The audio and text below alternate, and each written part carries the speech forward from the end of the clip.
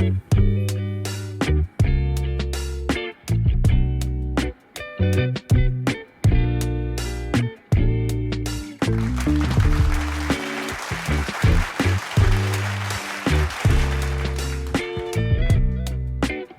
next, I'm going to ask Liz Beyer, another board member, to come up and introduce our next student nominator.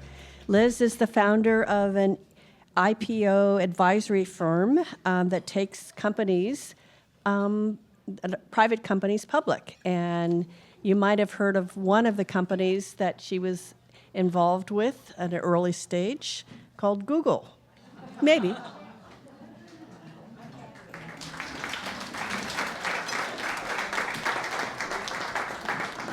Yeah, we'll be pulling this down. I don't want you all to be jealous, but table 4 just rocks. And not only is it our nominator and our honoree, but also his family, including mom. So this table just plain rocks.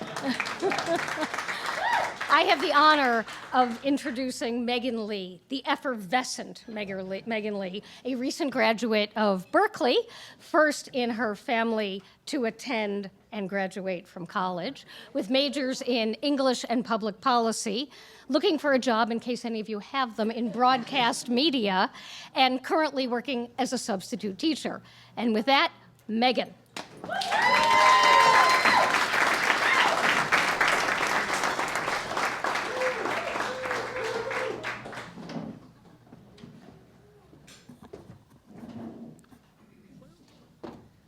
Drop the award.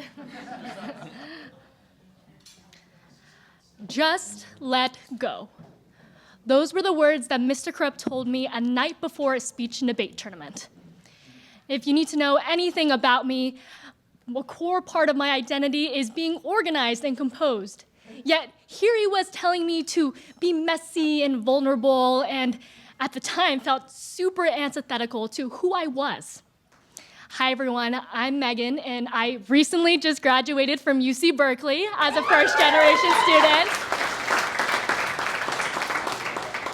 It's been 8 years since I've known Mr. Kurup, but his coaching advice is timeless.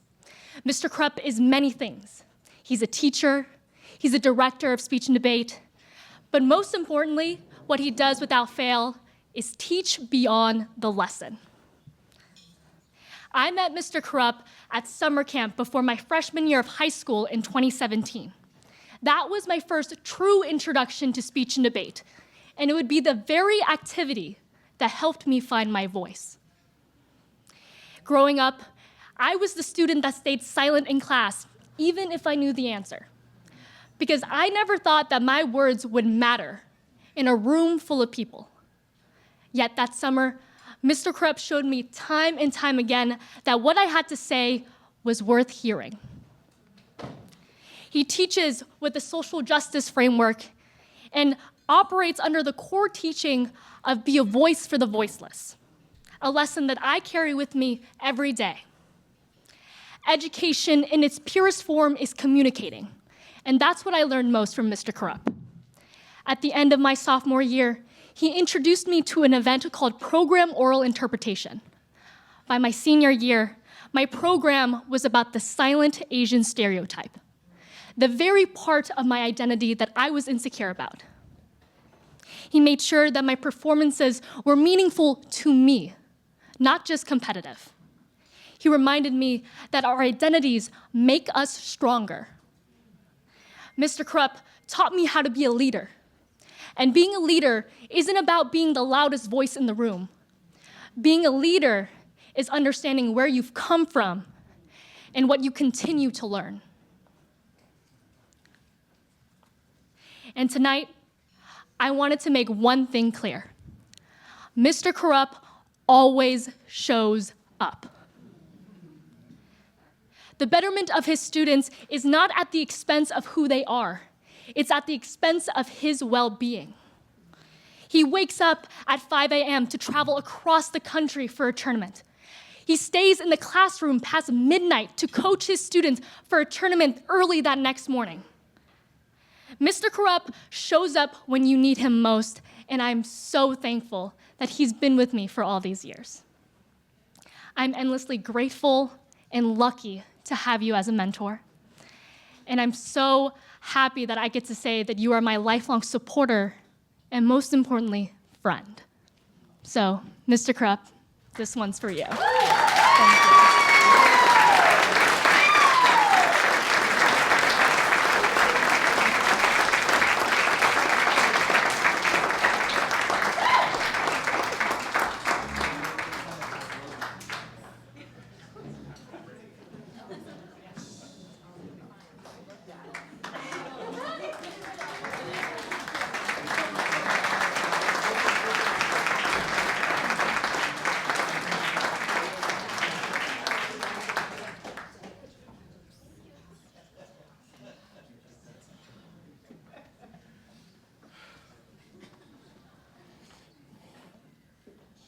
She did so good, right?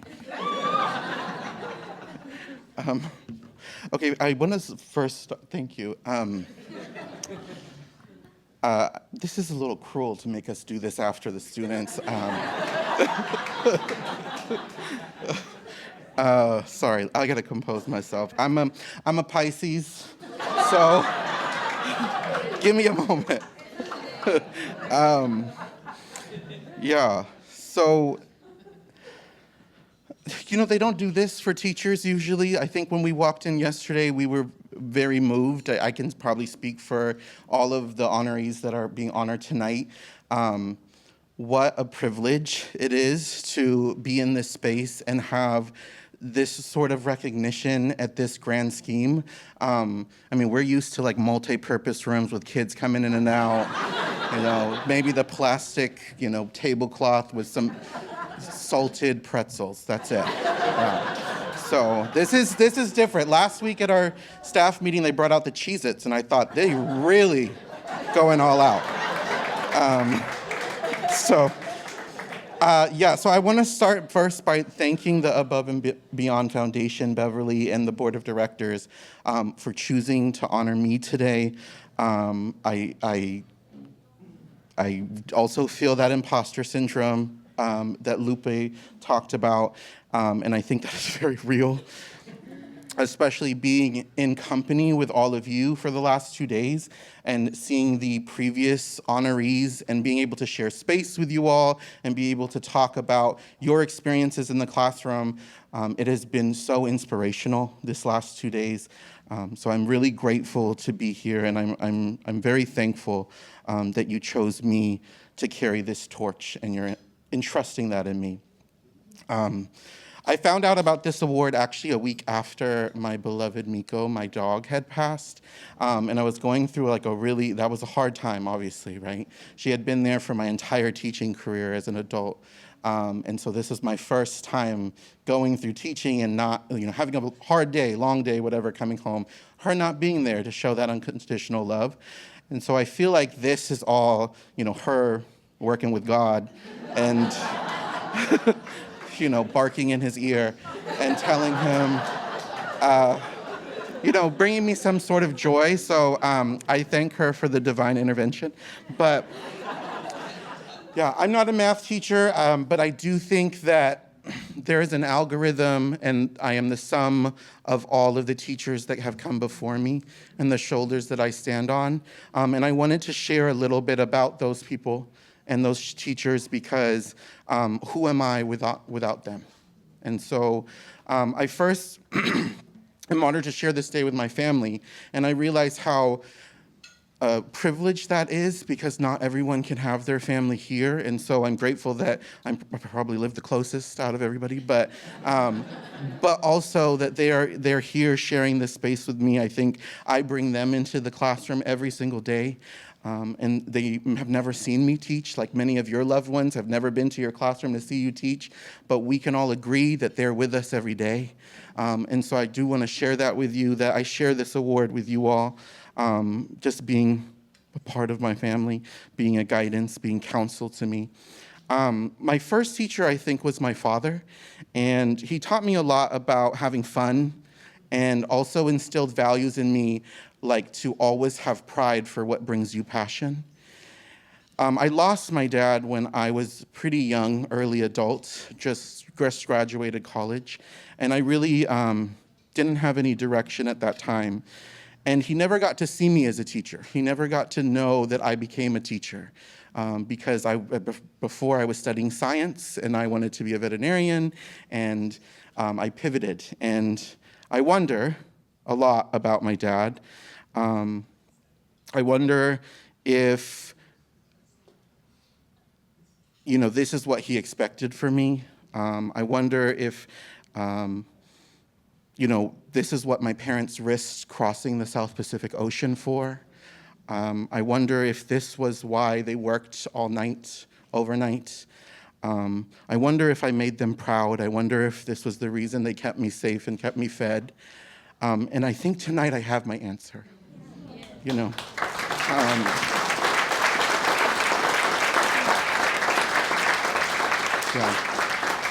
And I do feel like I'm where I'm supposed to be. And obviously my family's presence shows that they're proud of me, but can I just say I'm really proud of myself too?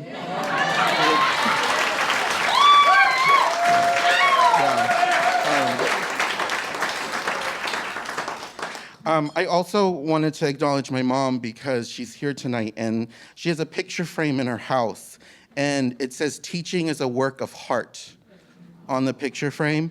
And I just wanted to acknowledge her for always understanding that I don't do this, for money, just like most teachers. Thank you Above and Beyond for supporting that cause. But she does understand that I do this for passion. So unlike many immigrant parents, I appreciate that she shows up for me and doesn't hound me for switching professions to get a better job. I hope I make you proud, and I'm thankful that you're here today. And thank you for teaching us an undenied tenacity to be an advocate for ourselves. And I think that's something that I really learned from my mom, who was one of my greatest teachers of my life. But earlier today, I got a chance to introduce a lot of you to my mentor. And I obviously would not be here without him. That's Dr. Tommy Lindsay Jr. And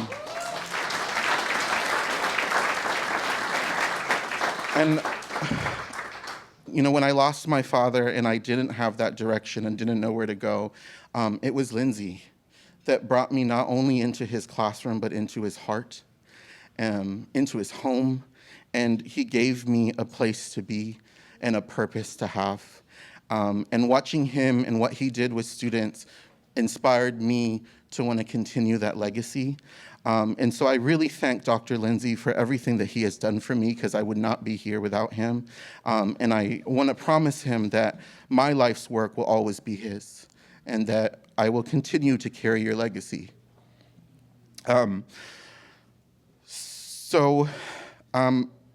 Anyways, so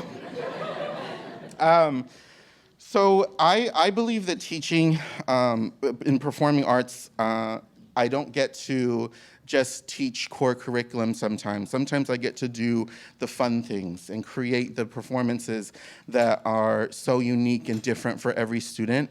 And a lot of times going above and beyond, it doesn't feel like that. It feels like it's a hobby. It feels like it's a choice. It feels like it's just what needs to get done. And so I'm very grateful for students like Megan and students like all of the ones back home who are now affecting lives and changing the world. But I also wanted to acknowledge the hard days, the days that we won't talk about here, the days that, as a teacher, you don't feel enough, you don't feel heard, you don't feel like you got through. Those are the days that didn't really define my teaching praxis, but did define resilience. And I think is the reason why many of us are here today. And so I believe that teaching is my form of advocacy. It's my form of social justice. Teaching is my protest. And that's why I'm back at the high school that I graduated from, teaching students like Megan, who went through the same halls and sat in the same seats that I did, because I want to give back to my community as my form of social justice. So in this line of work, we're always asked, what is our why? So I did want to talk about the loved ones who are not in the room, which are my students. Every day I show up as their coach, but sometimes their parent, sometimes a cheerleader. But I also write a personal message to each of them in their yearbook. But at the end, I always say, I can't wait to watch you change the world. So in the current state of the world and education and everything that's going on, I do want to say that I carry this award with me as my duty to continue changing lives, to continue doing work like this. But as some of you know, it's hard being the only one in the room. So while I accept this award very graciously and humbly, I also take it as a charge that I will take this and be the next to bring up the next generation of leaders and critical thinkers, so no one has to be the only one in the room, and that hopefully one day I can watch them also change the world. Thank you.